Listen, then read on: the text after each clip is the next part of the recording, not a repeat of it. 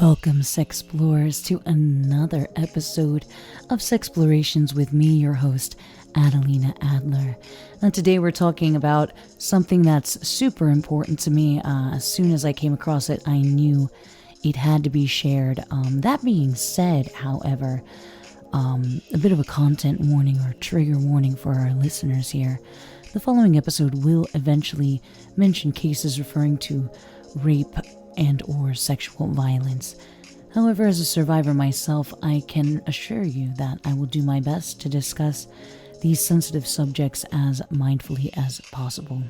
In fact, this episode contains information within it that will, I hope, not only lend peace of mind to several survivors, but also serve as a powerful tool for us moving forward in understanding our bodies and in defending ourselves from a system that, unfortunately, understands next to nothing about them. Don't worry, guys, I will be sure to give you fair warning before I go into that segment, so you can still listen in and learn about the core concept of today's lessons if you'd like. Now, today's lesson is about arousal non-concordance. So today we will be demythifying a common misconception in the world of sex. Now, how often have you heard or come across the idea that if your body shows signs of arousal, it must mean that you're aroused, you like what's going on? Or along the same vein, if your body doesn't look or feel like it's into it, then you must not be into it. See, there's a correlation being drawn here between physiological and psychological arousal, but as any good scientist knows, correlation does not equal causation. And while these two dimensions of arousal can most certainly agree with one another on many an occasion, extensive peer-reviewed research has shown that not only is this often not the case, but the level of discrepancy between the two is quite significant. The textbook Exploring the Dimensions of Human Sexuality explains that human sexuality involves the interrelationship of biological, psychological, and sociocultural dimensions. Yes, the biological and physiological are one thing there. So it's biological, psychological, and sociocultural. Now, these dimensions are independently but cooperatively influencing us all the time. They fluctuate, they change, they adapt, and they're influencing us at different levels all at once, to different degrees. And we've already touched on some sociocultural influences and themes here on this program. But what I want you to note here are the distinctions between the biophysiological and the psychological. The book goes on to explain that the biological dimensions of our sexuality involves our physical appearance, especially the development of physical sexual characteristics, our responses to sexual stimulation, and our ability to produce or control fertility, and our growth and development in general. Now, the psychological dimension is the cognitive respect, how we mentally process our arousal, what turns us on conceptually. A good example I can think of for this sensation is what happens when you're reading erotica, for example. There is technically nothing physical going on, but your mind certainly becomes aroused. So what happens when you're reading said erotica and it gets you going a bit? But when you go for the old reach and diddle, you realize your genitals don't seem to have been paying attention. Yeah, they MIA for that memo. So what's going on? For those with erectile dysfunction, this scenario sounds all too familiar. The mind is willing, but the body is chilling. It's a great source of frustration. And sometimes this frustration can spread as the sexual partner in turn can feel like maybe they're not desirable enough. It causes a lot of insecurity on all sides. Similarly, sex coaches have shared stories about female clients who describe being incredibly turned on, even experiencing orgasms, only to find that they're barely lubricated or wet. I mean, I know this certainly has happened to me in my experiences. So, what's up? No pun intended there. Are we broken? No, sweethearts. See, We have bought into this myth that physical and psychological arousal are the same creature, or at least that they're conjoined twins that always ride along together. But again, that's not the case. A meta-analysis of several experiments dealing with arousal concordance, or subjective genital agreement, found that, quote, subjective experience or self-report and genital measures of sexual arousal do not always agree. Examples of low subjective genital agreement abound in both clinical and academic sexology. Some men report feeling sexual arousal without concomitant genital changes. That means genital changes that are in agreement with the experienced arousal. And this was done by Rieger, Shivers, and Bailey in their 2005 research. And experimental manipulations can increase penile erection without affecting subjective reports of sexual arousal. And that's by Bach, Brown, and Barlow in 1999, and Jansen and Eviard. Those two in 1993. I apologize for butchering all of these scientists' names. But basically, in layman's terms, what's going on here is that some men reported feeling aroused without their penises reacting. Likewise, when their penises experienced touch, their bodies reflexively reacted, while they themselves weren't actually turned on or stimulated. So, similarly, some women show genital responses without reporting any experience of sexual arousal, again, according to Shivers and Bailey. And self-reported sexual arousal, moreover, is subject to impression management, as in the greater reluctance among women in high sex guilt to report feeling sexually aroused. As in the greater reluctance among women high in sex guilt, there we go, to report feeling sexually aroused. And that is from research from Morokov in 1985. So we can see that this dissonance is present in women as well. And not only that, but women are more prone to adjusting their answers about being sexually aroused due to sociological pressures and shame. Interesting.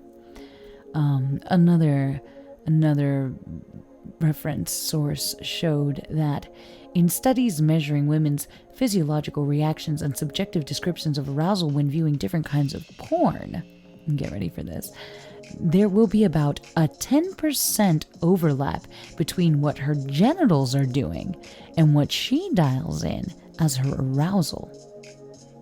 Just 10%. In men, genital response and subjective arousal overlap is about 50% of the time. So basically, the predictive relationship between genital response and subjective experience is between 10 and 50%, which is a significantly enormous range. Now, this disconnect between the physiological and psychological arousal response is called Arousal Non-Concordance. And I first came across this term through a TED Talk by sex educator Emily Negoski titled The Truth About Unwanted Arousal. And if you haven't listened to it yet, I highly recommend it. It's available on YouTube. It's available on the TED website. She's also the author of a book called Come As You Are, which delves really nice and deep into female sexuality and myths and such like that. Check it out. In the beginning of this talk, Negoski explains the neurological distinction between how our brain experiences a pleasure. She talks about the reward center of the brain and how it's divided into 3 separate systems. This is, again, a nice abridged version of what's going on neurologically, but I really do enjoy her explanation here. She begins by explaining that there's the liking system, which are our opioid hotspots that measure hedonic impact. Basically, they examine a stimulus and see, does the stimulus feel good or does it feel bad, and to what degree, how much. They basically go through all of what we're receiving and gauge and measure that. Then there's our wanting system, that dopaminergic network, which drives us either towards or away from stimuli. I.e., she gives the example of a toddler following us around asking for another cookie. And it's because they've received responses from that opioid hotspot liking system that's like, oh yeah, we like this, and the wanting system kind of creates a dependency on that. It goes, oh, let's go after that. So while liking and wanting are related processes in the brain, they are not the same. Further, there is the learning system. And this is where we get to like Pavlovian classic conditioning. And I've mentioned this before. If you're not familiar, basically Pavlov conditioned behavior in dogs. So these dogs would drool at the sight of food. This is an unconditioned stimulus. You do not need to teach someone or teach a dog to drool and salivate at the sight of food. They're hungry. But what he did do is manage to condition and create a relationship between the sound of a bell and food. This is what we called the conditioned stimulus. So the dogs became used to associating the sound of this bell with food to the point that finally when they heard the bell, they would salivate. Now, Negoski takes this example and she posits the question, does the drool mean the dog wants to eat the bell? Does it mean that the dog finds the bell delicious? No. Again, there's just, the bell is a food-related conditioned stimulus. It is not actually food at all. So this separation between the systems of liking, wanting, and learning provide the framework for understanding arousal non-concordance, which Negoski defines as a lack of predictive relationship between your physiological response and your subjective experience of pleasure and desire, which she explains happens in every emotional/motivational system, including sex. So while your body may or may not react to stimuli, especially things that are sexually adjacent, that doesn't mean that your subjective experience of what's going on necessarily agrees. Your body is working on its programming. Bell, drool, food. Bell, drool, food. And you can find examples of this in several different places. Fans of the silly little band Ninja Sex Party may be familiar with the song No Reason Boner. You can probably guess what it's about, which bemoans the random erection so commonly experienced by those of us with penises. But while the song claims that the phenomenon baffles scientists, I mean, we got the answer right here. The culprit is arousal non-concordance. Another really fun example about where ANC is relevant is in the asexual community. I was reading through a forum thread on asexuality.org that was discussing the application of ANC to the asexual experience, where they described it that the body may sometimes react to the sight of something sexually adjacent or sexually arousing, such as a naked figure, but the desire to actually cognitively engage in sex is entirely absent. So again, while the body is reacting to something that's a sexual stimuli, the mind and the will is not wanting to engage in any sex whatsoever. And yes, this too is an example of arousal non-concordance. Earlier we talked about those women who were unable to lubricate properly despite being highly aroused.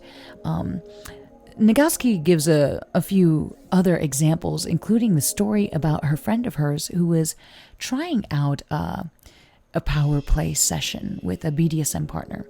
Yeah, I know, here we go, with a BDSM counter again. So she gets tied up, arms above her head, and there's a bar against her clitoris, and she's straddling this bar. The guy ties her up, rigs her up and all that, and he leaves.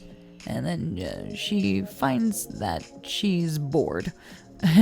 So when he comes back, she shares this with him. She goes, hey, I I'm bored. And he looks down at said bar and then replies, well, then why are you wet? Oh. So it is sex related to have pressure directly against your clitoris, right? It makes sense then that your body reflexively reacts, that her body reflexively reacted to it. Now, does that tell him whether she actually wants or likes what's happening? No. What does then? Her voice, her actually saying it. Another example she gives is a story about another lady who, when she was with her partner, she turns to them and says, oh, I want you so badly. I want you right now.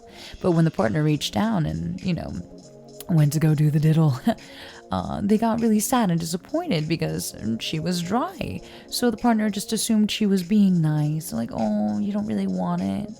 I'm just trying to be sweet. Thanks, but no. Meanwhile, the poor lady was baffled because she really did want to have sex. It's just her vagina wasn't cooperating there. And unless there is pain, ladies, in which case, please seek out medical help. This is simply ANC at work, arousal non-discordance at work here, and there is no shame in this. Heck, buy some lube. We all need it from time to time. It's here to help us. It's here to help us. This is why we have the technology, tools, and little equipment to help us along the way.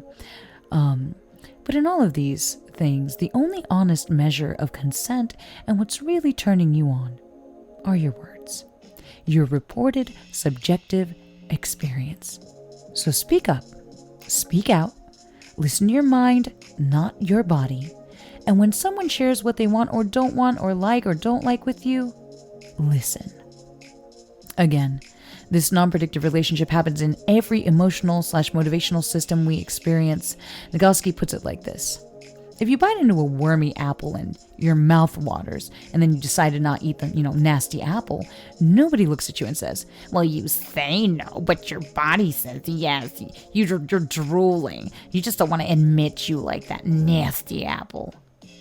So why does this happen so often when it comes to our sexual arousal? Nobody does that when you're refusing to eat a nasty food. So why does it happen? Genital response just means it was a sex-related stimulus. Doesn't mean it was wanted or liked. It certainly doesn't mean it was consented to. Your body's natural reflexive reactions do not determine or indicate what you want. And that's science, motherfuckers. Do not let people gaslight you with your body. Do not allow your body to gaslight you. That's the main message and takeaway here for this episode, guys, before we get into the heavy bit. So here it is again, content warning, trigger warning. The following is going to discuss sexual assault. But before you go, and I understand if you don't want to continue onwards there, this does bring up a lot of difficult, uncomfortable, and painful emotions for many, a lot of conflicting things here. So I don't blame you. But I do hope you did take that lesson away, and you can kind of see where I'm going with that, all right? If you want, before you go, guys, I do want to say that a lot of these resources and sources I've gathered today, I am making available for free on Patreon, on all the social medias and stuff for you to look at, including the TED Talk by Emily. So go ahead and look that up, guys. Please, it is totally worth sharing that information and learning a little bit more about that. And until next time, for you guys, I love you. I will see you. But for those of you who are sticking around, all right, let's get into it. Unfortunately, there have been too many legal cases where victims of sexual assault have been dismissed due to signs of physiological arousal responses from the victim, such as, in some cases, even orgasm. In such cases, the attorneys made sure to conflate these physiological responses with consent, even in cases dealing with assault against minors. Let that sink in for a second. And now breathe. A friend of mine, male, also discussed the confusion and pressure he felt due to his body's response to unwanted sexual contact. He said, "There are many times in the past I wish I would have willed myself to disengage rather than feeling obligated to continue to perform based only on my physical arousal cue. It's hard to think of myself as manipulated into sex, much less as having been raped." You see, because his body reacted, even though he didn't want the advances, he felt he had to want it on some level then. Plus, his assailant insisted that he wanted it because of his body's reflexive response to the unwanted contact. Does that sound familiar to any of you? It does to me. Do not let people gaslight you with your body. Do not let your body gaslight you. Genital response just means it was a sex-related stimulus. It does not mean it was wanted or liked, and it certainly doesn't mean it was consented to. I remember being a preteen and learning a bit about rape and wondering how a man could be raped, aside from anal penetration. Basically, at the time, in my young, naive mind, I didn't understand how he could become erect without being subjectively aroused. After all, didn't you only get hard when you were turned on? Well, as anyone who has ever woken up with a morning stiffy can tell you, no, that is not the case at all. But again, the education on these matters was abysmal in those days, and in many respects it still remains so. We certainly didn't have talks about consent and coercion. And again, there was very much this persistent myth that sexually your body reacts the way your mind wants it to. This is why learning about arousal non-concordance is essential. I know too many male friends who have been subjected to statutory rape and other forms of sexual assault who've dismissed their experiences or rationalized them as okay because of their physiological responses. I know women who've also experienced this cognitive dissonance as well. There's a lot of strange mixed emotions, a lot of self-blame that arises from this. For victims and survivors like my friend who have felt physical pleasure responses during their heinous assaults, the feelings of confusion, guilt, and shame are astronomical. What does that say about me? Did I actually want it? How could my body betray me? There may be shame, feelings of self-resentment, and even disgust. And even if you're certain you didn't want or enjoy any of it, there may be disgust and resentment from parties outside of the experience who find themselves skeptical because they found out how our bodies reacted, and those experiences have shaped how we view our bodies and sexuality so many degrees. Sometimes in such warped, hideous ways. These were the people who were supposed to understand. The amount of damage that comes from this myth is massive when we talk about sexual assault and how it's treated socially, personally, and legally, and this is one of the main reasons I wanted to share this knowledge with you. It's one of the main reasons I took time to re-record this episode without the choppiness, because it is that important. It is time to break this myth and spread the word. Because again, I'll say it louder for the people in the back. Your body's natural reflexive reactions do not determine or indicate what you want. Genital response just means there was sex-related stimuli. It doesn't mean it was wanted or liked, and it certainly doesn't mean it was consented to. I am so sorry that anyone ever made you feel otherwise. that anyone ever invalidated your pain or weaponized your body against you. And I'm so sorry for all the suffering this lie has caused. Know that there are champions out here fighting for you. For me, too. For us. Knowledge is power, and we're wielding the fuck out of that shit, so there's one less power play in trauma's toolbox that can fuck with us.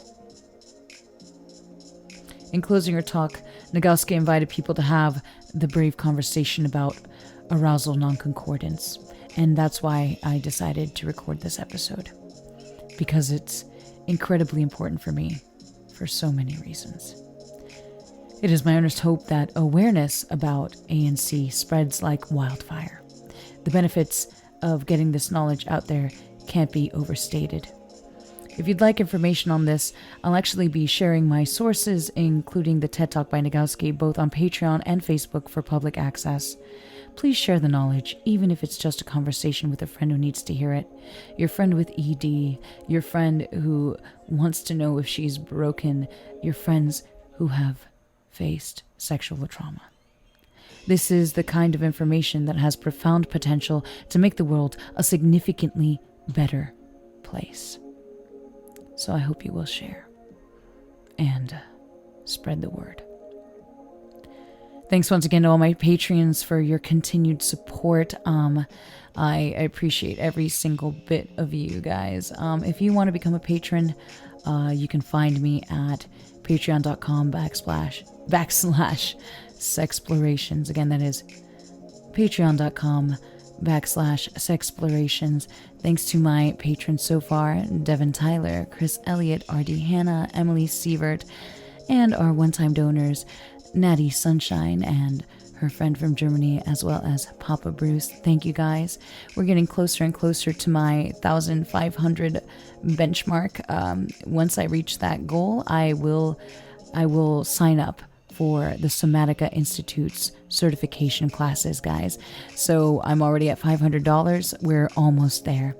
Again, anything you can give is super appreciated. If you want, you can cash at me at AdelinaAdler. Or just seek me out and find out my information on PayPal. And I'm trying to do my best to get that all set up. I just got my DBA, and so you'll be hearing information on that soon. Thank you guys once again for all of this. I'm sorry that we had to go into some deep, dark places, but hopefully at the end of it all, we come away empowered. We come away with knowledge. We come away with something that helps us understand our bodies and our lives and our sexuality a little bit better. Thank you guys. Until next time, stay sexy, friends.